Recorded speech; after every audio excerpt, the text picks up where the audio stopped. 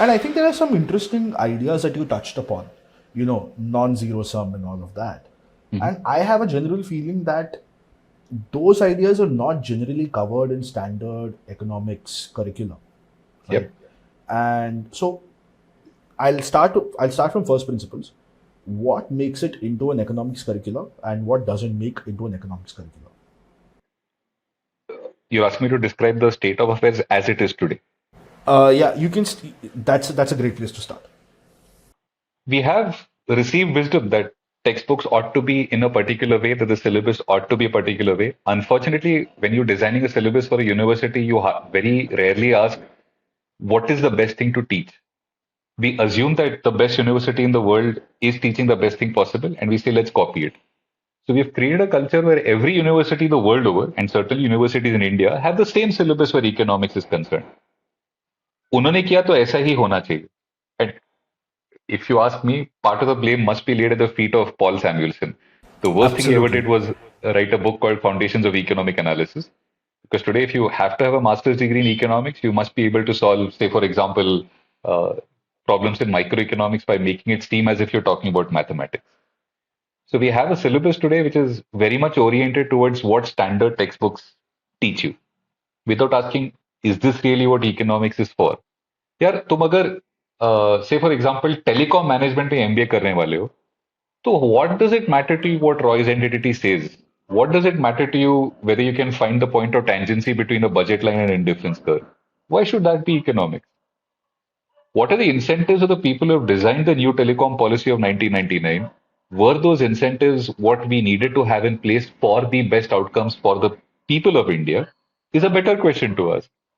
Is this ever discussed when you teach economics to people who manage telecom in India? No. And so, of course, they're going to hate what they are taught in economics and say, boss, I never want to touch the subject again. Because what they think of in terms of economics is not what economics is. That's a tragedy for times. And so, in your opinion, what are I Hmm. think, what do you think are five, six key ideas in economics which are under taught, underrepresented, that you think should come more into the mainstream? And to choose your words, I Hmm. think access to those ideas, access to Yep. those mental models, Yep. can transform culture, one step at a time. I'm happy to repeat them. And like I said, the rest of my life, if I do nothing except repeat these ideas, that's more than fine by me. Incentives matter. When you're evaluating something, ask why people take the decisions that they do. So this is a very weird way to explain this, but in Dil Chahta Hai, when Amir tells his dad that, hey, I'm in love with Preeti Zinta, but I don't know why she's not doing what I would want her to do. And the dad says, when somebody says something or does something, uski koi wajah hoti hai. Great line. More people should adopt it.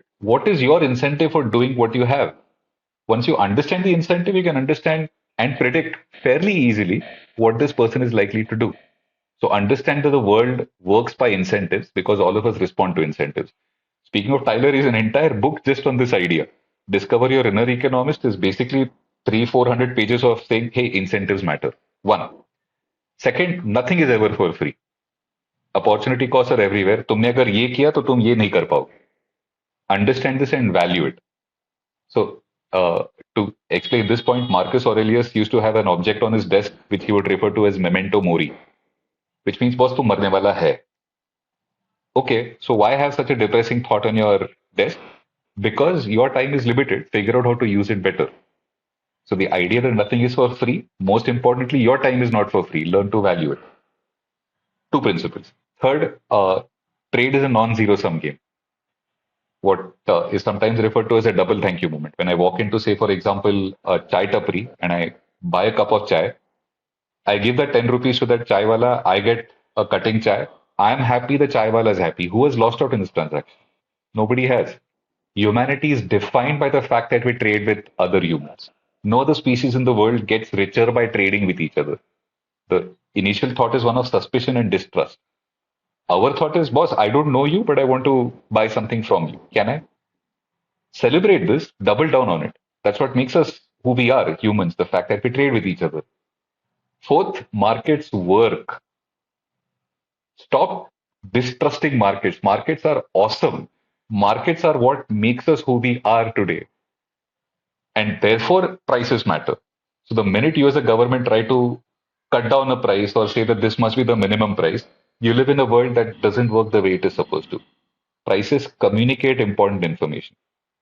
My favorite example about this is minimum attendance in a classroom. Because that's the exact same thing as a price floor. As a professor, if the students want to tell me, boss, you suck, but we force them to stay in class, then they're not able to say that you suck. So don't set price floors or price ceilings. They're not good. But that being said, sometimes markets fail.